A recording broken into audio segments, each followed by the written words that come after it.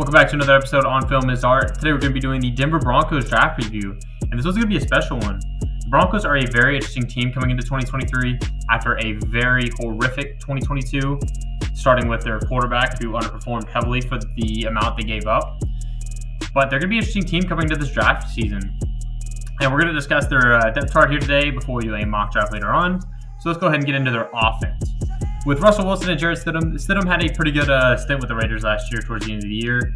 Pretty good backup. He's been passed around a little bit with the Patriots as well. And then Russell Wilson, known Seattle legend. First with Denver last year, I kind of blame it more on the play calling than it was him in general. I expect him to have a pretty good bounce back year. And I think the Broncos have a chance to compete for a wild card because, let's be honest, this is the Chiefs division. And now let's move on to running back, Javonte Williams. Whenever he's back and healthy from that torn ACL, he's going to be the stud that he always has been. Samaje Perine, very good running back from Cincinnati that they got in the offseason. Guy who's a great pass catcher and is a complimentary RB2 to Javonte Williams. The wide receiver core is very interesting, actually.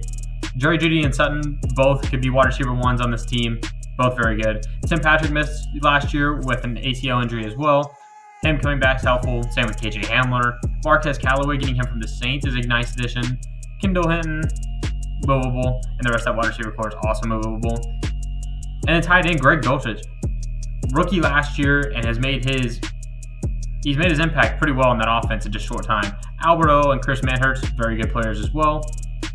That set of the offense has been pretty good. They just need Russell Wilson to be more consistent. And then when you look at the O-line, Garrett Bowles has really developed himself into one of the better tackles in the league. Ben Powers has become very underrated. Mike McGlinchey coming from San Fran, that was a huge pickup for the Broncos in the offseason. Quinn Miners, very good player as well. Lloyd Cushenberry, pretty good as well. That O-line is very, very dominant. That's probably going to be a top 5, top 10 O-line coming into this year, and I expect them to perform as so. Maybe you want a few more depth pieces, because there's guys that are going to be better than Quinn Bailey and Isaiah Prince. But I do like Luke Wattenberg and Christian DeLauro. It just depends on where else they add. Now let's go ahead and look at that defense. You have, as your edge rushers, Jonathan Harris and Zach Allen. Not the best, definitely can upgrade them during the draft. And then DJ Jones and Mike Purcell, both two good players. And I like the defensive tackles. Maybe you want to add one more, but I think edge rushers is more of a need than defensive tackles is. And then you look at linebacker with Baron and Browning, Nick Bonito. I think that's a great 1-2 on the outside. Then obviously Alex Singleton, very replaceable. Josie Jewell, good but replaceable. Randy Gregory coming up from the Cowboys in his first year of the Broncos did not play well, and then didn't play much as well. Pretty bad last year for his standards. And then you have the secondary. Obviously, you have Pat Surtain, one of the best young corners in the league, if not the best young corner in the league. Demario Mathis, don't think you want him starting on the opposite side. And then at the safety positions, obviously Justin Simmons, top 5 safety in the league. And then Caden Stearns had a weird year in Texas, but since he's been drafted in the NFL, he's been pretty good for the Broncos and will probably continue to be that strong safety starter. So really for the Broncos, on the defensive side of the draft, you're really looking at edge rusher, corner 2, and maybe another linebacker, because the offense itself is pretty much A1. Maybe you want to add another wide receiver, just in case you don't trust Tim Patrick coming off the ACL. But besides that, I like the position the Broncos are in heading to the draft.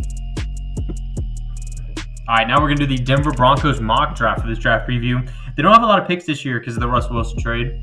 They got 2 picks later on in the beginning of the 3rd round, and then a couple of day 3 picks, but it's a very short draft for the Broncos this year.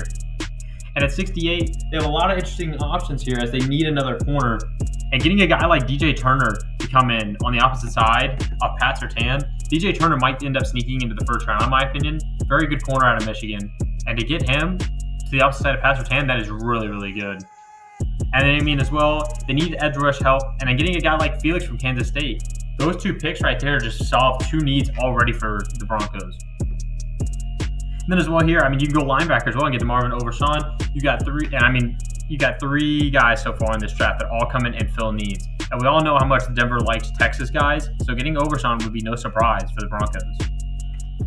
Then here in round 5 as well, I think getting a guy like Nate Dell could do something for that offense with Russell Wilson's arm still being one of the better ones in the league. Getting a deep threat like that to go alongside, maybe it's Jerry Jeudy and Sutton on one side and then Nate Dell as the deep threat. I mean, that's not a bad pick for the Broncos either. And then sadly, they only have one more pick in this draft because of the amount they have given up due to trades. So really now it's about just finding depth later on in the 6th round, pretty much 200 pick in the draft. I would be interested in going running back here than Keandre Miller, but I trust Javonte Williams and Samaje Perine early on in the year to be fine. Maybe you just go another edge rusher, get more depth, which I kind of like here. And I prefer DJ Johnson out of these 3 for the Broncos system.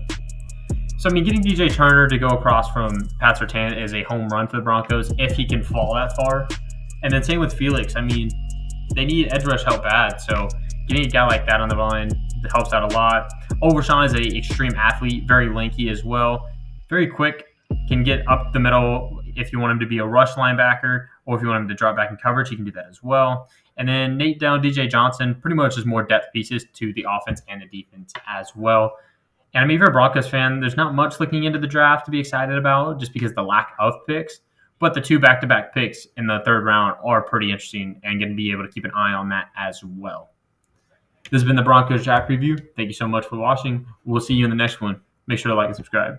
Peace.